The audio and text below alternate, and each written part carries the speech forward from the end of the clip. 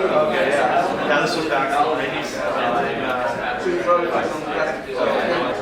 Right, I can see there are also involved in commercial advertising marketing. I'm going to do a presentation on mass manufacturing with 3D printers. So Paul is the owner and founder of Digital Double. It's a 3D animation art and design studio located in Redmond, Washington. And in 2011, they became one of the first companies in the Northwest to offer 3D printing services. Now telling over 40,000 parts printed to date. That's great. So they released Armature 9 in 2012, which is an Armature model. I've seen it, and I actually really want one, so I'll come talk to you later. And the studio continues to operate a motion capture, 3D printing, and manufacturing. You do motion capture too? That's cool. Okay, a facility powered by 11 FDM 3D printers. So products include Armature 9, Power Poser, Ruler, and Tiny Town. So for more information, go to digitaldouble.com. Everybody welcome Paul.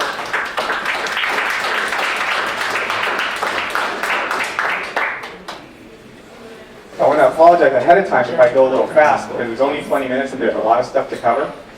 So I'm filming this right now, and I'm going to be posting the video on YouTube, on our YouTube channel, /Digital Double, if you want to review and catch up on some of the details that I went over. And there might be a little bit of time at the end for questions, but not a lot of time because there's a lot of presenters like that. So I'm going to just go through this as fast as I can. So there's my name, there's my email address. Feel free to get in touch with me. And like Vanessa said, I founded a company called Digital Double. It's been in business for 11 years now. And the topic at hand is mass manufacturing with 3D printing. Is it viable? That's the question we want to answer.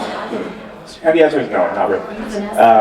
So my point with this talk is not really to come and promote 3D printing as a manufacturing tool, at least not as the tool stands today, but rather to give you some insight as to the experience that I've had trying to pull that off in the last 2 years, and perhaps prepare you a little bit if you were to take that leap and try to do it yourself, so that you could avoid some of the same mistakes that I made. When I started with 3D printing, I really did so in wanting to try to manifest my love and passion for the human figure, because my background is in fine arts and in figurative arts. And so I would do a lot of digital sculpting, drawing, and so I started using 3D printers to produce these kind of sculptures. Little did I know that 3D printing, especially fused deposition modeling printing, isn't really designed for very organic or asymmetrical kind of figures. It's really well suited for more geometric, symmetrical kind of things. And so it was a huge steep learning curve that I had to go through in order to pull this off. And this was a common sight back then in 2011. It has its own artistic merits, but trust me, that is not what it was supposed to look like. And so the frustrating thing when you're starting out with fused deposition modeling is you think, well, it's only a couple things that are going on. There's an extruder that's depositing filament, and it's moving across a platform. I'm going to go into this a little further, but it turns out that there's a number of variables that go into play in order to create a successful print. And because it takes many hours in order for a print to complete, you're not really there witnessing the process all the time. So you walk away, you come back, and all of a sudden it's a big mess. You try it again the exact same way you did before, you walk away, you come back, it's perfect. Eventually I figured it out, and I started doing large statues or statuettes. This is a 3-foot tall 3D printed statue. And then I started to do smaller scale articulated figures, which would eventually lead to the Armature 9 product, which we manufacture to date as a 3D printed product. And this is it. We've shipped it to over 30 countries around the world. We manufacture them constantly with 3D printers, making parts, trying to stay ahead of orders. And we've managed to have a turnaround of about 1 to 5 days, depending on how many we have in stock and how many we have to catch up with. But as you can imagine, doing that with 3D printing was a very challenging thing to do, especially as a pressure-fitted product, because as some of you may know, 3D printing tends to render fairly fragile pieces, things that you wouldn't really want to be tinkering with. It's great for creating little display pieces, things that you put up on the board or on a pedestal, and you look at it and admire and maybe touch carefully, but not something that would be a toy and could potentially be handled by children. Some of the other products that we started making after that were the ruler. power poses, which is a series of miniatures. And I have some samples today if you guys want to look at them. And then most recently, Tiny Town Tiles, which is essentially like SimCity version, but in your hand. And of course, the Armatures has been sort of our biggest hit so far. Okay, so why manufacture this with 3D printing? You look at these shapes and think, well, they're pretty simple. You might as well make them out of molds. Why not have fused deposition modeling? And given the time constraints, I'm not going to go into the reasons why not use the other methods because there's just not enough time, but I'm going to skim through it. But first of all, what is fused deposition modeling printing? Essentially, it's a printer bed that moves down while a nozzle head moves back and forward and deposits filament. How many, by a show of hands, how many people here own a 3D printer? Okay, excellent. Of those people, how many of those printers are stereolithography? How many of those are fused deposition modeling? How many of those are other? Okay, so about 90% were FDM, and the other 10% were stereolithography, and there were no other. So that's interesting. So at least this stuff is stuff that you understand and have had experience with, so a lot of this will resonate with you. We have 11 fused deposition modeling printers. So why not injection molding? So I was going to talk a little bit about this, but there really isn't any time. Injection molding is obviously the best way to mass manufacture a product. That was the animation featuring bottle caps, making 30 bottle caps every 2 seconds. That's 10 bottle caps a second. You just can't beat that with 3D printing. But there's definitely an upfront cost with mass manufacturing because you have large minimum order quantities. And what's the chances of your product succeeding on the first try? Chances are you get it mass produced, despite taking all the necessary steps to QA it, it would get back, there would be design flaws, and you have to start over. And so you're looking at about, for a product like that that is composed of close to 30 individual pieces that need molds made out of them, you'd be dealing with a lot of, trial and error and a lot of expense. So you're looking at a $100K expense. At the time we had $35,000 in capital. So it was just it was high risk, beyond our budget. And if we were to seek for a loan and investors, there's a potential nightmare of having to deal with having to redo it all, right? Or what if the product doesn't work? Something that was really interesting for me going through this process was that because the product was manufactured as a 3D printed product, almost every week I could afford to make changes to the design. I would ship it out, and I'd get feedback, most of the time in the form of angry customers very complaining. What the hell is this? I'm like, oh, brother, let me help you out. What's going on? This thing broke. Really? I wasn't expecting that to break. And so little by little, we made incremental changes. We had very good customer service. If something broke, we'd send a replacement part to the client for free. And little by little, the designs would improve that way. I wouldn't have been able to do that if everything had been sent and done through injection molding in one go. So by having manufactured it gradually, on demand, I was able to make iterations almost weekly, sometimes daily, on the design. Resin and plaster casting is something we have had experience with. I would work with local artisans and I would hire them hourly. And they would come in the instances where clients wanted certain parts of their body or certain objects that were difficult to 3D scan, such as glass or things that were shiny, things that laser doesn't really do well with capturing. And so we had some experience with this. There's definitely a lot of material, a lot of waste, and you need specialized labor to handle every single one that you make. And so you have a staffing risk, right? So you have the expense of that. Plus, you have to, would it really render the results you wanted for the product? Is it good for pressure-fitted pieces? So it wasn't really going to render the results we wanted. And so again, a potential nightmare. So why 3D printing? Low risk. We could invest in a consumer-grade model for $3,000 at the time. Try it out, see how it went. If it didn't work out, we lost $3K. That's not bad.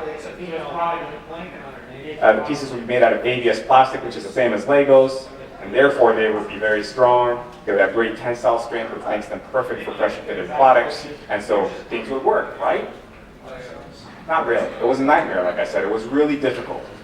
Why was it difficult? So let's go over how fused deposition modeling works. This is something most of you here know. We have an extruder that pushes filament down through a heating chamber that melts it.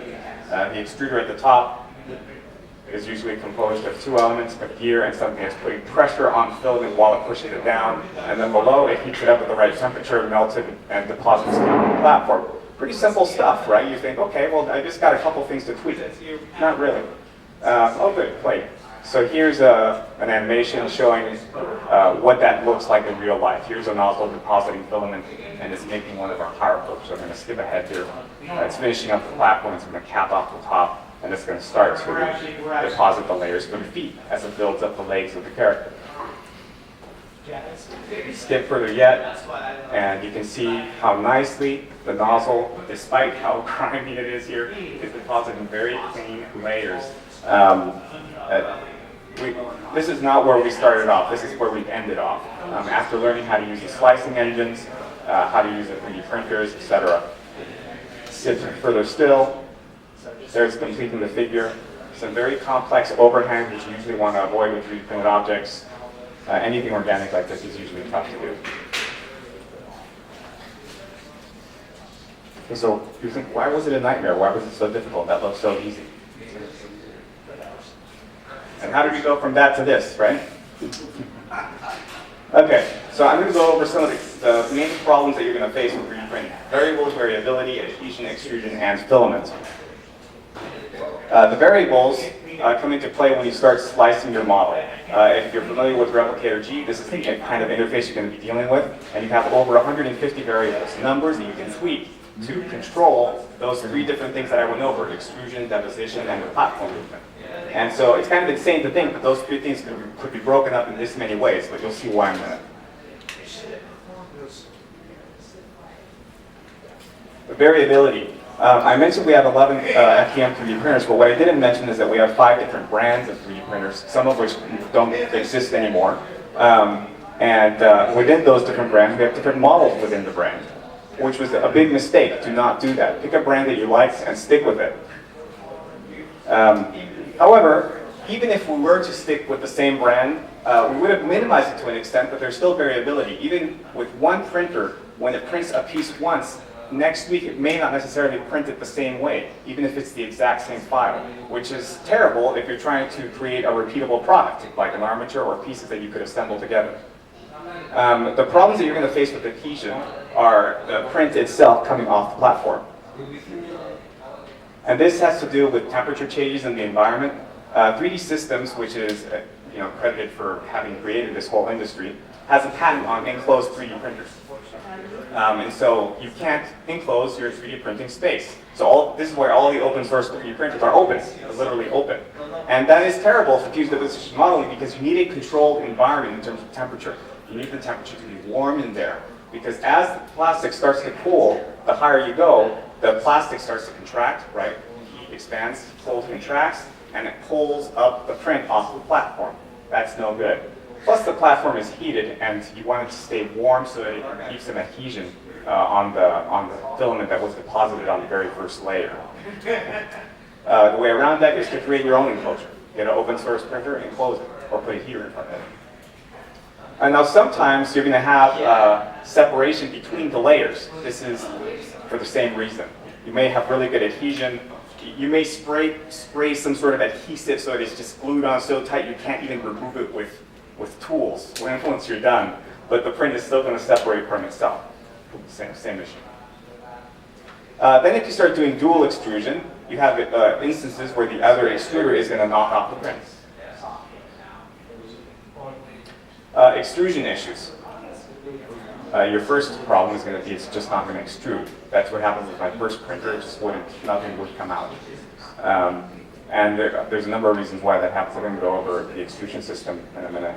Then you decide, okay, I'm going to wait and make sure it goes. I'm going to push the filament in so that it can go. And it starts to go, you leave, you come back, and it turns out that's all it did. So it extrudes just a little bit. Then you're going to have instances where if you're trying to make duplicates, copies, like you saw that photo of me holding all those different H joints in my hand, you have this sort of stringing problem where it starts to ooze plastic between the structures. In order to solve this, there's one of those many variables that I showed earlier is called retraction, which essentially what it says is that before the nozzle moves from one structure to another, suck up a little bit of filament before you move over. It's a little thing, but really important. Then you have issues with irregular and inconsistent extrusion. So this could be for a number of reasons. The gear might not have enough traction. Your nozzle might be too grimed up inside and not allowing it to flow at a consistent speed. And there's a lot of bottlenecks in places where you can have clogging. Most people assume, oh, it's not coming out of the filament, and you try to push it and it's not going through. You think the nozzle is clogged, but that's not necessarily true. There's a lot of places where clogging can occur in this entire system.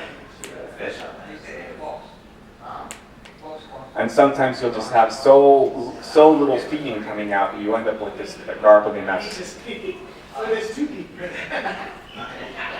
And then sometimes you'll just run out of filament. After you figured everything out, you got it all right, you hit print, walk away, and it printed perfect, but it only printed half of it because you ran out of plastic. Ran out of ink. Now filament. Okay, so that was adhesion, extrusion, and filament. How are we doing, Vanessa? We still good? Ready up. 5? Okay. Filament, okay, so let's say you figured all that out. You've got the slicing engine figured out, you've got the extrusion issues figured out, you've got the adhesion issues figured out. Nailed it. You start to explore different colors, and you realize quickly that the formulas that are used to make different filaments render different results. You would think if I picked a different color, I'd get the same result, but not really. What ends up happening with some colors, because of the different formulas that are used and the pigmentation that is used, you end up getting different results, which is terrible for a pressure-fitted product where you need things to be exactly the right size so the ball fits into the socket. And so this ended up being a real problem. We even had issues where we would pick the exact same color, but the manufacturer of that filament was different. And unfortunately, this is never disclosed when you buy the filament. They don't even talk about the formulas, of course. But they don't talk about where the filament came from either. And so you can't control, as a consumer, where, the consistency in that regard. So we had to reach out and order a custom order of, I don't remember these spools, hundreds of spools of a particular color, which was good for us because it was a color that was unique to our product that you couldn't get elsewhere, but also was consistent, was coming from the same manufacturer. But before then, the problem we had is that we had this issue where we have great tensile strength with one particular color from one particular manufacturer, and then it would look perfect in both instances, but the other one didn't have the same tensile strength. And we had situations where we were confident everything was looking good, it was the same color, we printed hundreds of pieces, went in to start assembling the product for customers, and some would break and others wouldn't. It was really, really terrible. We had invested all that time printing and in filament, not realizing that where it came from mattered. Then of course you have handling issues. I'm going to try to skip through this. So essentially we got all these 5 different areas where things can go wrong, and within those areas lots of variables and reasons why you might have issues happening with your slicing engine, your variability, adhesion, extrusion, and filament. And ideally you want to be in that sweet spot where nothing is wrong in all of these areas. But unfortunately 3D printers don't discriminate. You're going to have issues with extrusion over here, you might have issues with adhesion over here, slicing engine over here, and you're going to end up with something that's kind of around there in terms of quality. And so from a QA standpoint, you really want to try to bring this circle back down to the center in a sweet spot like that, but it's really difficult to get there consistently, and so you end up having to loosen that up a little bit and be okay with some variation. That meant that the product had to be designed such that it was robust enough to survive that kind of variation.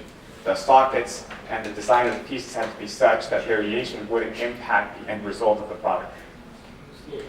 And there, of course, there's a whole bunch of other problems before and after printing, like product design, modeling, marketing, all these things here, which I don't have time to go into, but these are things that you're going to have to deal with if you try to make a product through 3D printing. And even if you don't, I mean, these are issues besides 3D printing that are important. So what's next for us? We're actually going to go toward injection molding. Now the product has been iterated on and designed to a point where I'm confident that we can mass produce it through injection molding. We're going to take that route, but we're going to keep 3D printing our product as customized armatures. What we started doing recently is allowing customers to create their own armature designs. This is perfect. So we're leveraging all the design that we had gone through, all our joints and all our fitting, and now allowing customers to create their own armature designs. So with that, I'll just conclude. I've got some things here I'll show real quick, but let's get questions, right? Yes, does anybody have any questions? Come around with the microphone, or you guys can all come up here as well.